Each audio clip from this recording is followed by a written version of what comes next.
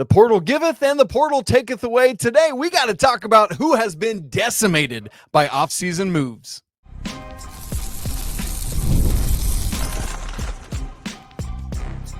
You are Locked On College Basketball, part of the Locked On Podcast Network.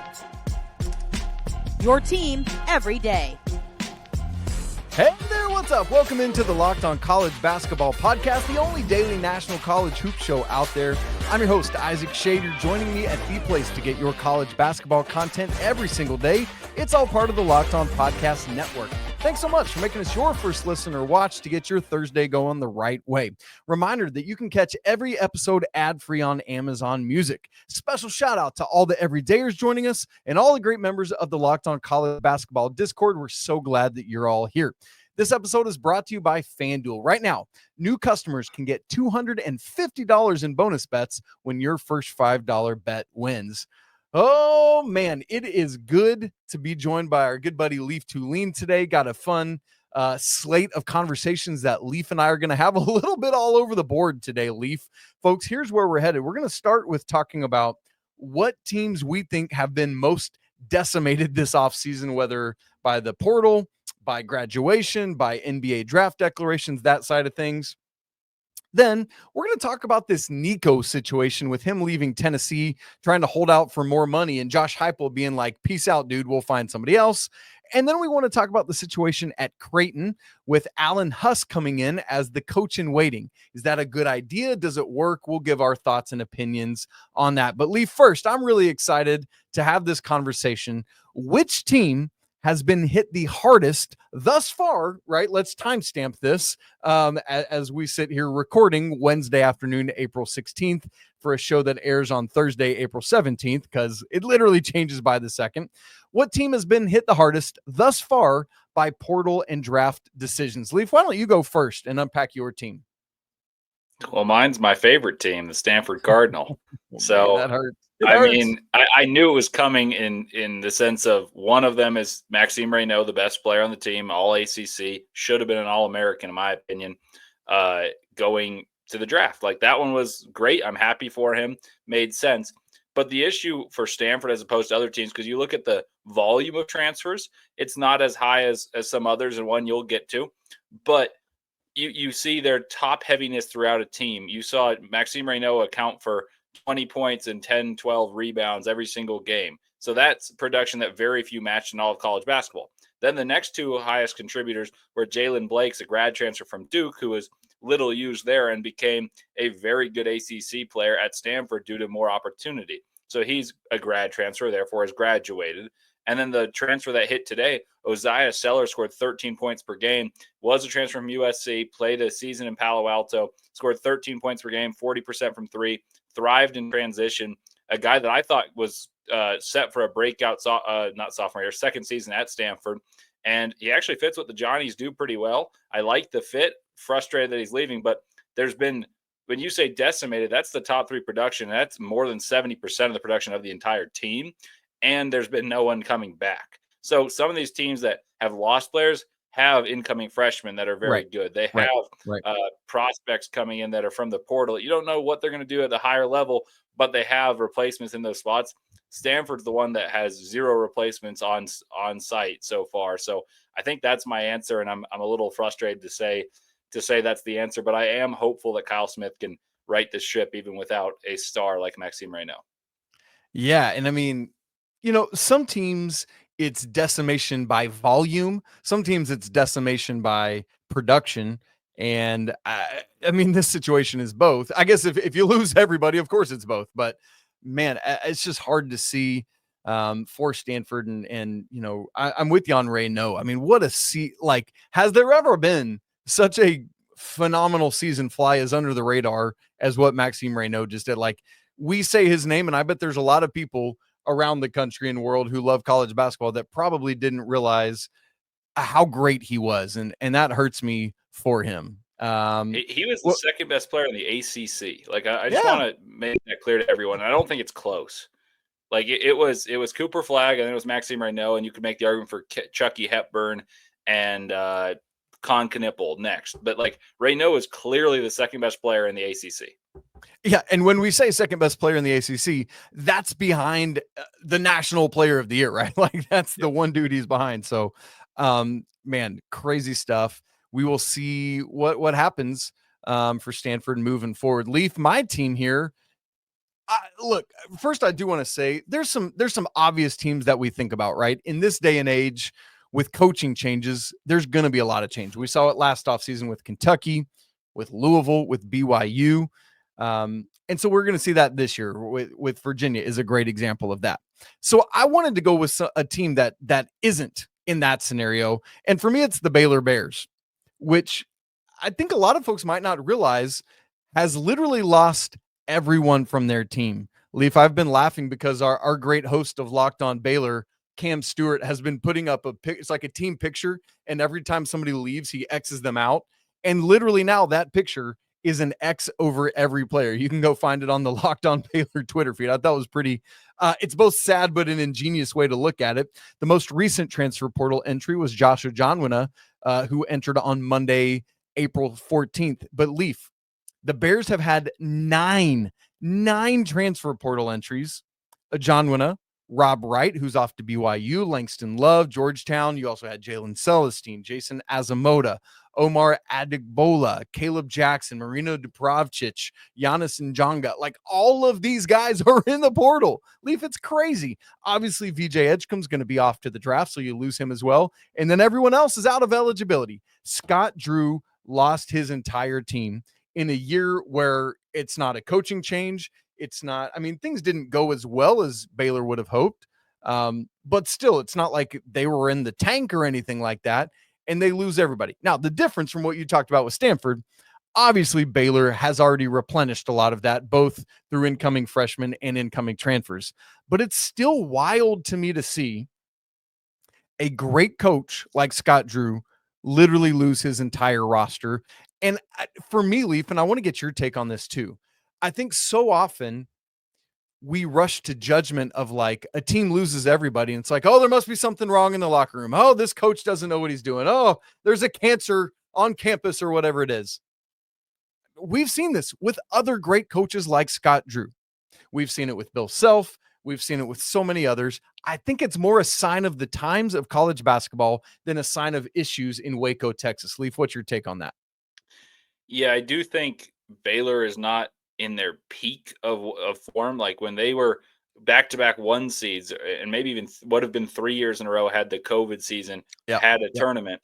They were better, and they had retention, and they were kind of innovative. They were early on the transfer portal using transfers to help them, namely Davion Mitchell. So you look at some of these teams, I do think they're not necessarily at the peak right now, at the forefront of what's been the best of the 20-plus year tenure of Scott Drew. But I do think it's a sign of the times largely because there's a lot of teams that may not be completely emptied out. But you look at pretty much any team from one of those schools that can afford a lot of players that didn't have as good a season as they particularly thought they would. Yeah. They all probably have 5 players maximum. And that's difficult to do, and some have replenished more quickly than others, both through high school and the transfer portal troops. But Baylor is bringing in a class of talented freshmen. I think you kind of signed a deal with the devil in terms of, we got freshmen 5 years in a row that have been taken in the top 20, and now that's part of the recruiting pitches. I guarantee you'll be in the top 20. But the collegiate basketball side of things, they've been less successful since winning the national championship.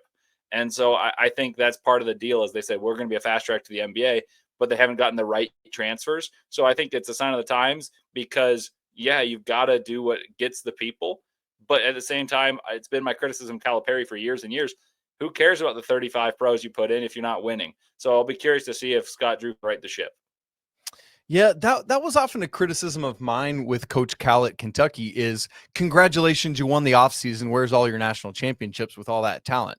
They won the 2012. Great. Love it. But I felt like there should have been more. I'm not ready to put Scott Drew in that same boat, but I see the trajectory of it, as you're saying, Leif, and I think that is a very fair comparison. So we will keep our eyes on Stanford, on Baylor, on other teams, because the portal is not closed yet. There are still plenty of other teams that could lose players, and obviously that'll be a lot of our talking point over the offseason. Speaking of transfer portal, Leif, it reopened for college football on Wednesday as well. But Isaac, this is a college basketball show. Yes, it is. But the Nico Iamaleava situation at Tennessee is one that I think is instructive across the college athletic spectrum. And I think it's one that important for Leif and I to have a conversation about. And that's what we're going to do here in just a second. Right after I tell you about Upwork. Scaling your business requires the right expertise at the right time. And with Upwork, you can find specialized freelancers in marketing, development, design, and more. Experts ready to help you take your business to the next level. Upwork gives businesses flexibility by connecting them with top freelance talent across multiple industries, including IT, AI, web development, marketing, and more. So whether you need extra hands for a project or a long-term partner, Upwork makes hiring simple and affordable. If you need someone to help with a marketing campaign, Upwork can help connect you with a freelance expert, for example, to deliver incredible results. Posting a job, it's free and it's simple. And within a day, Upwork can help you find multiple qualified candidates to choose from. Instead of hiring full-time, Upwork helps find affordable top-tier freelancers to scale your business efficiently. That's so cost-effective, man. I love it. So go check it out. Visit Upwork.com right now and post your job for free. Again, that's UPWORK.com, Upwork.com to connect with top talent and grow your business today. Leif, I love in this NIL and transfer portal season that we're in, I love all the agency that student athletes now have to fight for themselves, to bet on themselves, to go do these things. But we know it's been tough on coaches and coaching staffs to develop and build rosters, do other things like that. And we had a little bit of a situation this weekend where it felt like a coaching staff kind of clapping back a little bit and taking back some of their own agency. We have this kind of crazy situation at the University of Tennessee with their well-known quarterback, Nico Iamaleava, where he, or at least his representation, his dad and his agent, are asking for more money. He held out. He didn't attend a practice. I believe it was last Friday, if I remember correctly. And then over the weekend, the big news, Josh Heupel comes out and says, look, there is no one player that is bigger than this program. We, as a University of Tennessee football team, are moving on from Nico. And now Nico officially on Wednesday enters the transfer portal, and he's out there trying to find this $4 million from somewhere. Meanwhile, Tennessee's moving on. Leif, I think there's a ton that we can learn from this, good, bad, and ugly, and in between. I just first want to get your take on this whole situation in general and how it can be instructive for basketball. Well, I think good for Tennessee is the first thing I think of, because college basketball is not the NBA, and I think amateurism is being lost in collegiate sports altogether. And it's the same with college football not being the NFL. And those professional leagues, there's been an ability for the players to come first and serve their own rights, and good for them. And I don't think it's necessarily right to say that the collegiate basketball players don't have similar rights. However, I do think there's a unfair nature to what Nico and many marquee collegiate athletes are aiming for selfishly that many schools can't do. Tennessee is one of the few who could have done it and stood up to what they thought was right. But I have a little rant for you that I've given my friends. Bring it. So I think I'm not a BYU fan. I live in Utah though, and everyone's excited, and they should be. They've got AJ coming in, Rob Wright's coming in, and maybe they get Darion Williams, and that's kind of where I broke the straw that broke the camel's back for me, because I think that a school going all in on a sport's perfectly fine, but I do think there needs to be some sort of salary cap that makes the Power 4 in football or the Power 5 in basketball, including the Big East, all play on the same level. So you can't have a team that has deeper pockets go pawn off, and it's even interconference. Like you look at Rob Wright. Rumor has that Rob Wright was offered $1 million, was ready to come back to Baylor, and that's more than a substantial chunk. And then BYU said, you know what? Like, you scored 23 on us in Provo. Would you like to come and play in Provo and get $3 million? And we have AJ DeBonsa coming in, and maybe you go fast track to the pro. Like, is the offer bad of BYU to do? No, but I do think it's wrong that collegiate athletics is losing the amateur label and can do restricted free agency. That's like when you're trying to re-sign a rookie who's from the second round back in the day before the Gilbert Arenas rule, and you say, hey, well, we can give you this. That's all we're allowed to do, but the other team offers too much and you can't match it. I don't think that's right for collegiate sports, because it's going to lead to similar teams always having better and deeper rosters. If you look at Duke this year, they handpicked their roster, and their eighth man was a guy who played 30 minutes in the national championship the year before. Mason And they Gillis. had Cooper Flag, and they had Con Knippel. And that team didn't win the championship. I understand that. But if you look at all the numbers and you played a series, Duke wins the national championship. You look at Auburn. Auburn's able to handpick their depth. And teams, and that's probably why the Cinderellas don't happen. And I loved having the best teams play in the Final Four. Don't get me wrong. But Absolutely. I do think there needs to be a level playing field. And it doesn't need to be level between the mid-majors and the big powers. But it needs to be level enough so that a player can't do what Nico did and come before a program, but a program like BYU can't bully their way into getting all these players. So if they were to get Darion Williams, between 4 players, they're exceeding $10 million by all reports. And that's crazy because high major D1 programs cannot even come close to a quarter of that for a basketball school. So I think there needs to be some sort of legislation of what's right and how to do NIL and the transfer portal, because now people are chasing their own numbers, both monetarily and statistically, and it causes for individual, I think, bravado to get in the front of performance, but also from colleges. I think too many teams are being too greedy, and it's creating a vacuum. And I think that you're going to see fewer and fewer teams that have depth to match up with the big dogs. It's such a wild thing. I mean, I'm like the big picture level. I'm with you. Of like, we've got to do something to regulate this, right? There's no putting the toothpaste back in the tube. That's done. And that opportunity was missed by the NCAA to get out front of this. But there, to your point, something has to be done, whether it's collectively bargaining, getting a CBA, whatever it is, we got to figure it out. We got to have salary caps. We got to put regulations on this because it's just not working. What's happening now? I don't feel like we've had in basketball a high profile situation like this Nico situation, where it's like basically a school has told a player, thanks, appreciate you, we're going to move on because we're not going to do that. Leif, I mean, it feels like that's inevitable to happen at some point in college basketball as well. Would you agree with that or no? Oh, for sure. I'm sure someone will see this and say, well, if I don't get this amount, I'm going to this place because they'll pay me more. And that's what I'm fearful of as a collegiate basketball lover. Like I love watching college basketball. I love the parity that this season had in terms of the 4-1 seeds. I don't think, other than Duke, you really anticipated that being the way it went. But you look at it and say, wow, now these guys can cherry pick who they want and they have more money to do so. I do have a qualm with that. And even if a team's going to say, you know what, or a player's going to say, I want $3 million from this spot, or I'm leaving. Maybe he leaves and it ends up a worse team. But no matter what, there's no winner in that to me, other than the individual player getting his way. Like it's kind of this manipulative behavior. I'm not sure I'm on board with, even in the NBA. I don't like when players demand that and say, or I'm going to get traded, but at least it makes sense there. I think if it happens too regularly in college basketball, the product's lost.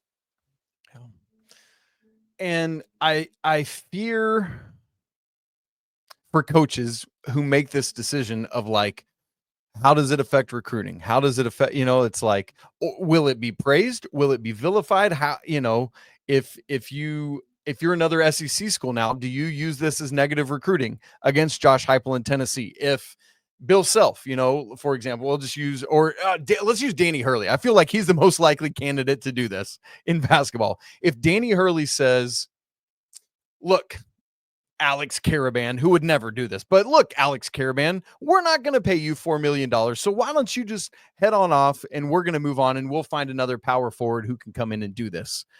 Do you see Dan Hurley, who is already, I get vilified a lot, get more vilified, or do you think he's praised and like, oh, I want to send my kid there now? You know what I'm saying? Like, I feel like the narrative around it's very difficult.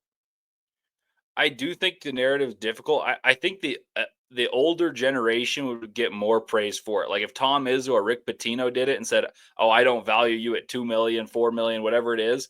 And then people say, well, you know what? Like he does this without bending and saying, we're going to pay for the most. They're going to do it with, paying a fair amount, but not for the best player and stand up for their morals and whatnot. I think it comes off better. I'd actually applaud Dan Hurley tremendously if he did that. Now, Do I think it could be used as a tactic of, oh, don't go here because they don't have money? And now, like in the future, the high school recruits or the transfers are looking at them in the future and say, well, they don't pay according to what people's value should be. But at the same time, you're seeing guys like AJ Storr, or Dior Johnson. He's on his 14th school in 8 years, and AJ Storr is in his 8th school in 8 years, and that's just chasing bags and numbers, and it hasn't really worked. So I do think there's something to be said for loyalty. Like Purdue was criticized this past season for not finding any transfers to replace that of Lance Jones, to replace that of Mason Gillis, and honestly overachieved, in my opinion, making the Sweet 16. Now they go get Oscar Clough, they go get Omer Meyer today, and Matt Painter looks like a genius. And he is an offensive guru, and they already had a good core coming back, but he kept those players. He's paying them enough to keep his players, and the culture's there doing so, and then he's scouted accordingly. I think the best coaches are going to find a way to navigate both of keeping players and keeping winning priorities, but that's about the temperament and the culture set on collegiate athletes as a whole. Like some of them are prioritizing winning and the value of learning as a basketball player, and some are prioritizing money. And I think it'll be quickly decided who is who in a couple of years of this money chasing, NIL promoting with transfer portal as the conduit to that money. And it's another reminder to be wise about who it is that's around you, right? Like I'm very curious to learn when this story is written on the back end of it, how much of this is Nico himself and how much of it is his dad and the agent, the kind of handlers. And so if you're a young man or young woman listening to or watching this, like take that as a strong lesson. Like make sure you trust fully the people that are around you and the lessons and advice that they give to you, because you don't want to get yourself into this situation.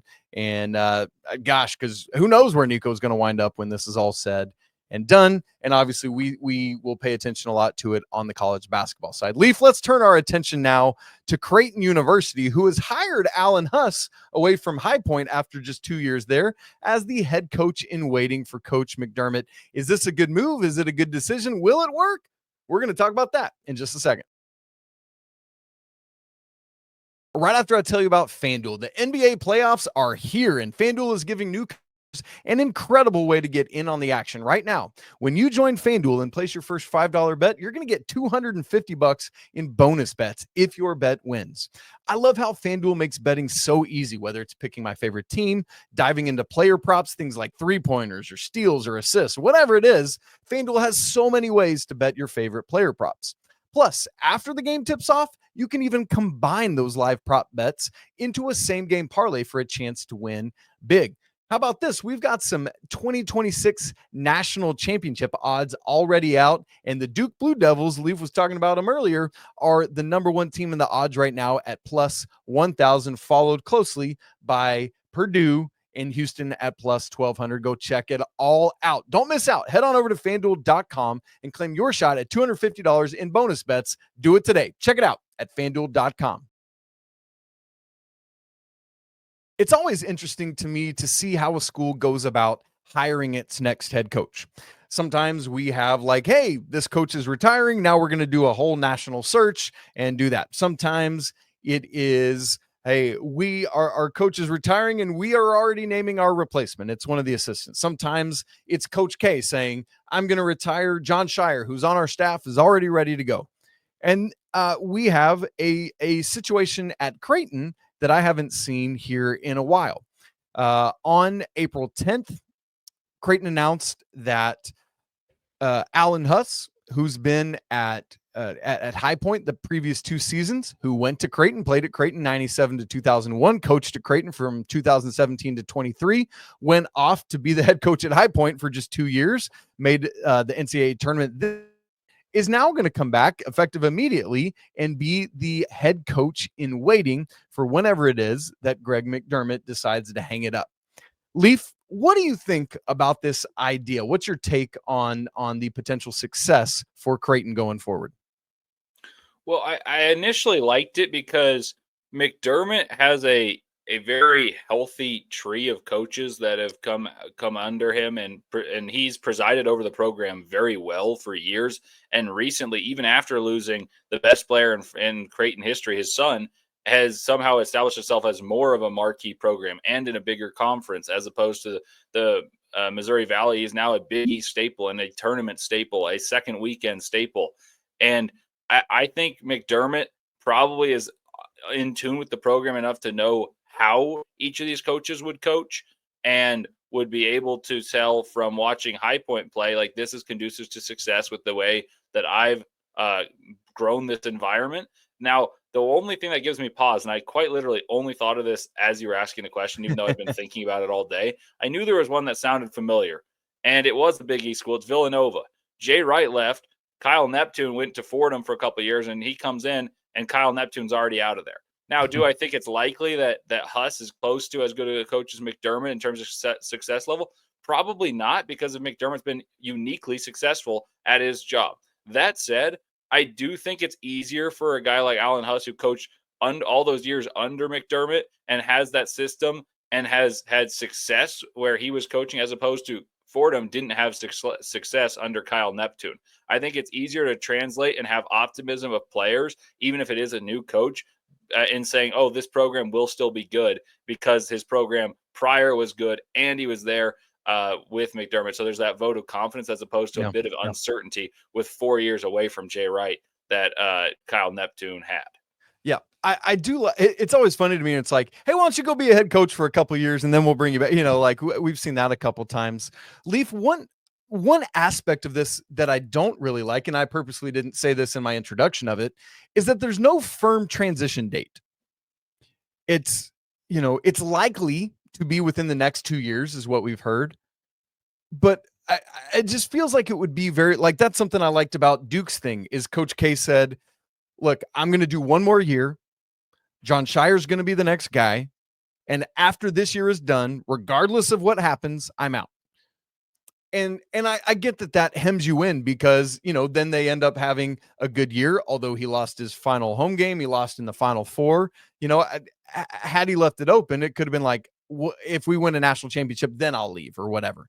So I get there is that flexibility with this, but as an outsider, I wish if I was in this scenario, I would want more firm details on what this is going to look like. I think that's my one hesitation with it. But as long as Coach McDermott, as long as Coach Huss are in agreement with it and can continue to stay in healthy communication about it, I guess it can work. That's where I'm at. I have no qualms with that, actually. I actually prefer it this way than the grandiose tour. And I understand Coach K is a legend in the sport, but I found that nauseating after a while.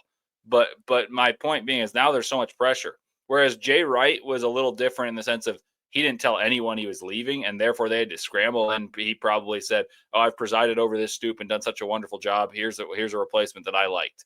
I think it's different that if you're back under the program, it's not like he's taking over right now and that it'll be a perfect synonymous situation to what Jay Wright and Kyle Neptune did. I think it's good that he's learning the Creighton way all over again. He'll be with some of the players. Like when he takes it over, some of those guys will want to return as opposed to a barren household and saying, oh, you know what, who wants to come play for me at the same school you're at without anyone knowing him.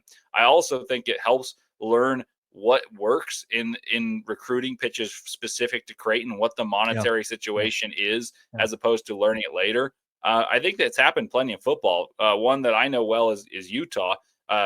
Kyle Whittingham's been there. Morgan Scalley's been the coach in waiting for a number of years. And Utah was at the peak. They were in back-to-back Rose Bowls, 2 of 3 Rose Bowl appearances, and then has had bad seasons. Yet Kyle Whittingham's still there, and Morgan Scalley is still one of the most well-sought-after coaches that's been offered other things. And he's saying, I'm still going to Utah because this is something I've got a bunch of pride in. I think you could say the same for a former player and a former assistant, now a current assistant, and Alan Huss. So I do think that this is going to become more commonplace. Kellen Sampson's got the same thing going with Kelvin Sampson, Stephen Pearl with Bruce Pearl. And I understand those are familial ties, but I think a lot of the bigger programs are going to go to this. So they hire one of their own and stay within the culture that have been long established, like especially the longest tenured coaches. I think this is going to become more and more commonplace, and I'm actually on board with it.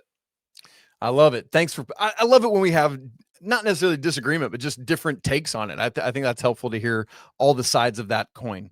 Well, Creighton certainly established themselves as one of the dominant Big East players in recent years. Leif, I don't think there's any reason to think they're going anywhere.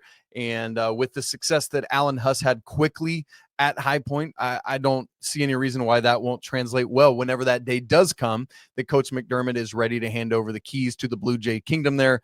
And hopefully they will keep rolling because it's just fun to see programs establish themselves. All right, gang. Curious to hear your thoughts on this Creighton situation? Do you think it'll work? Do you think it won't work? Let us know. Hop in if you're part of the Locked On College Basketball Discord. We'd love to hear from you there or on Twitter or wherever it is. Great to be hanging out with Leif today, talking college hoops. It's always a fun off season where there's just all sorts of fun conversations we get to have about rosters and portal and NBA drafts and all that kind of stuff. And so make sure you stay with us throughout the off season all the way until we get the 25-26 season going in November. If you haven't subscribed to Locked On College Basketball on YouTube, go ahead and do that now so that you don't miss a second all summer long. We'd love for you to keep hanging out with us. If you haven't joined the Locked On College Basketball Discord, that link is in the show notes. Absolutely free to join. As always, I want to say apologies to the Lawyer family. Let's go Wild Pope. Shouts to McBruins. And until tomorrow, peace.